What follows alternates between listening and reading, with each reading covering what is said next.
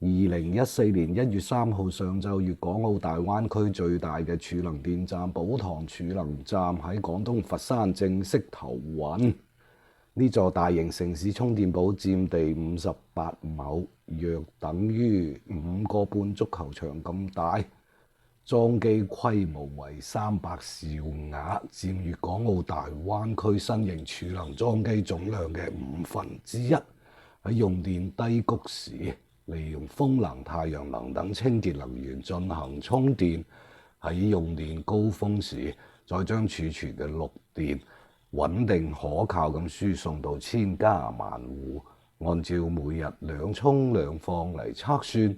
寶塘儲能站每年可滿足大灣區20萬居民用戶嘅用電需求，減少二氧化碳排放30萬噸。